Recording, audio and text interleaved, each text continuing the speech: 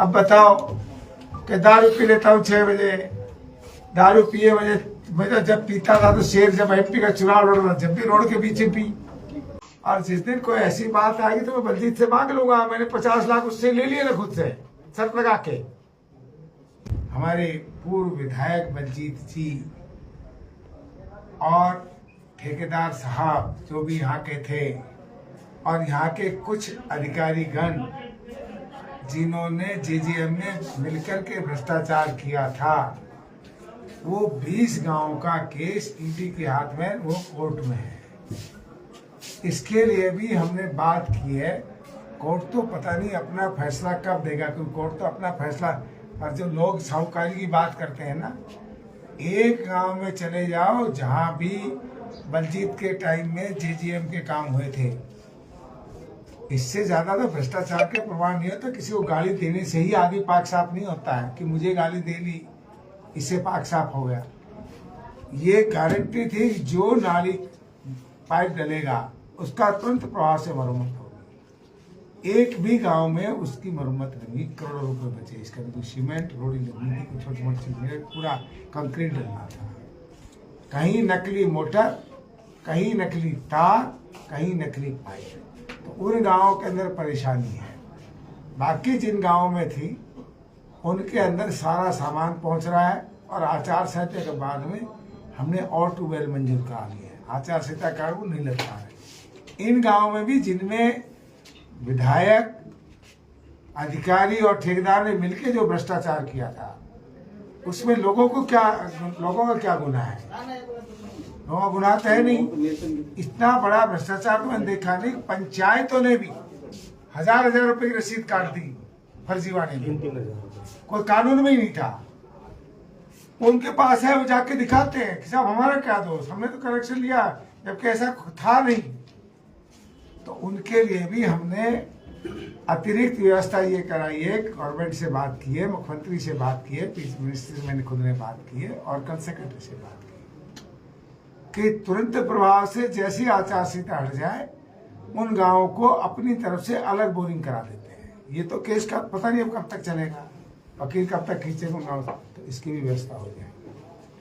और बताइए, बिजली की व्यवस्था में सुधार हो गया, जीरो पेडेंसी आ गई है।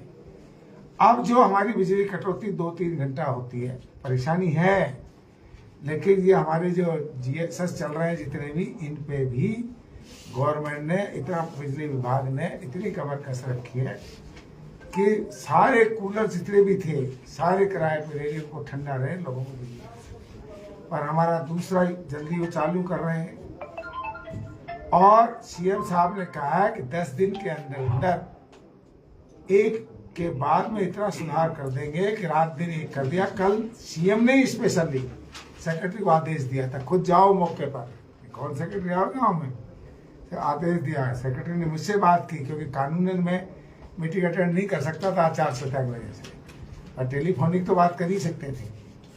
तो मेरे पास उनका टेलीफोन आया, साहब आपके क्या क्या सजेशन है, अगर आपकी ये बाध्यता है तो आप अपने सजेशन बता ही सकते हैं। सारी बात बताई। तो सीएम से बात की मैंने, सीएम पंजाब में था, फिर मेरा फोन उठाया। मैंने कहा आपका सेक्रेटरी आया है, पर इसको आप तो कल या परसों में इनकी सभी की मिठाई बना रहे। 10 दिन का नाम लिया, 10 दिन के अंदर हर तरह से पानी, बिजली और दवाइयाँ हमारे यहाँ फुल है, खूब है। जो मशीनें खराब पड़ी हुई हैं उनका भी हमने कहा तुरंत जांच कराओ। अब कुछ मशीनें ऐसी होती हैं जो बड़ी मशीन है, इनके अंदर आदमी कोई कुछ ही भाषण दे जाए, पर आचार संहिता तो आचार संहिता ही। 4 दिन 10 दिन की बात है। मेरा कार्यकाल, वो कहते हैं कि मैंने पैसा नहीं लगाया। मैं पैसा लगाऊंगा कहाँ से? मुझे 5 करोड़ रुपए सड़कों में मिले थे, वो सारी सड़कें के पैसे बाढ़ दी, सड़कें 5 करोड़ की। अब वो जैसी आचार संहिता खत्म होगी चालू है, वो थे ही सड़कों में नहीं मिले। 50 बोरिंग लग लिए, अब उनका उद्घाटन तो आचार संहिता की वजह से नहीं कर सकते।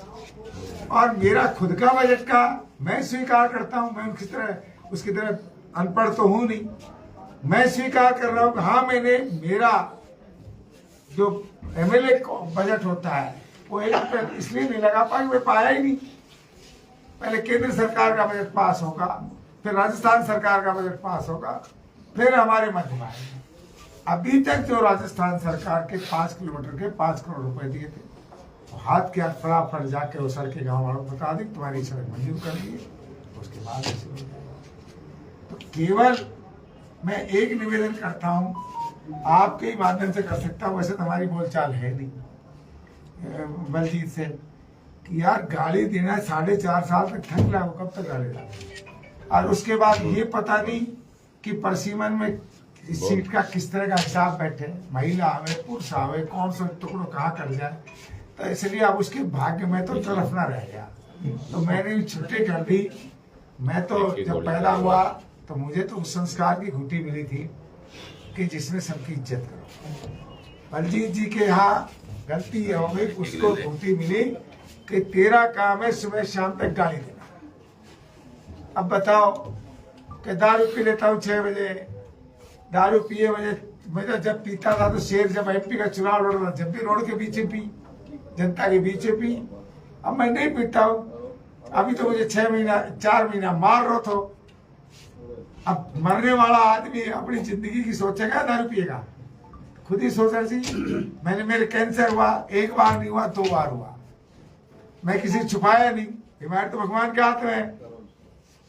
तो जब हुआ तो हुआ, पर जो आदमी कैंसर से ठीक हो गया हो वो दारू पिएगा, मर जाएगा। तो अभी मैं भरना चाहता नहीं, मैं उसकी छाती में मूंग डालना चाहता हूँ। इसलिए ये बातें, मैं क्या खाता हूँ क्या पीता हूँ, मेरा लड़का क्या खाता है, मेरा लड़का क्या पीता है, उसका लड़का क्या क्या करता है, पहले अपनी औलाद को सुधारे इंसान, दूसरे को औलाद बाद में उंगली उठाए। गालियां देने से ही राजनीति नहीं होती, पर पकता खूब हो लिया भाई, आपने सड़क के 5 करोड़ का अपने सारे को ठेका छुड़वा दिया, वो सारे अड़ब में एक पेड़ दिखा दो। गरीबों का 5 करोड़ का आटा ठोक गया, वो दिखा दो। सारी कॉलोनियां कटवाई। अरे हमको तो आज तक तो कहीं अफसर से एक पैसा लिया नहीं, और जिस दिन कोई ऐसी बात आएगी तो मैं बलजीत से मांग लूंगा। मैंने 50 लाख उससे ले लिए ना खुद से, शर्त लगा के, मेरे भाग्य में थे। और जो सजा जो उसने कुकर्म किए थे उसकी सजा उसको तुरंत दे दी थी। इसलिए यही होता है राजनीति, पर इस तरह की राजनीति नहीं करनी चाहिए। 24 घंटा गाली देते हो, विरोधी गाली देते रहो, गाली देते रहो। रोज फोन करो ना, खूब फोन आते हैं उसके आदमियों के, जनता के फोन नहीं आते, उसके आते हैं। मैं उनसे खुल के बात करता हूँ। वो तो 9 बजे की बात कर रहा था, मैं तो रात को 12 बजे तक उसके आदमी दारू पीते हैं। दारू पीने के बाद में फिर फोन मिला के देखते हैं, हाँ मैं क्या बता भाई आगे बलजीत आज भाई चल बात कर। अभी आपकी जन सुनवाई में नीम राणा SHO को शिकायतें आई, क्या कुछ कहा है आपने एसपी से बात? नीम राणा SHO के 2-3 मेरे पास शिकायतें आ गई। तो SHO बन गया तो खुदा तो नहीं है कि एक गया वहां का ढूंढाड़िया का मिलने गया, उसको माँ बहन गाली दे। क्या SHO काम है कोई मिलने जाए खुपरिया जाए उसको माँ बहन गाली दे दे? हमारा मंडल अध्यक्ष का लड़का गया, 80,000 रुपए भी ले लिए और उसको माँ बहन की गालियां देकर उसको भगा दिया। कब तक रहेगी आचार संहिता? अगर एसपी में दम है, तुम्हारे आपके सामने एसपी से बात की है, एसपी दम है न्यायप्रिय तो जांच करे, खुली जांच करे। और अगर एसपी भी कामयाब नहीं हुई तो मैं मुख्यमंत्री से बात करूंगा आचार संहिता के बाद, और इस तरह की हरकत यार नहीं चलने दी जाएगी। Thank you. Thank you, sir.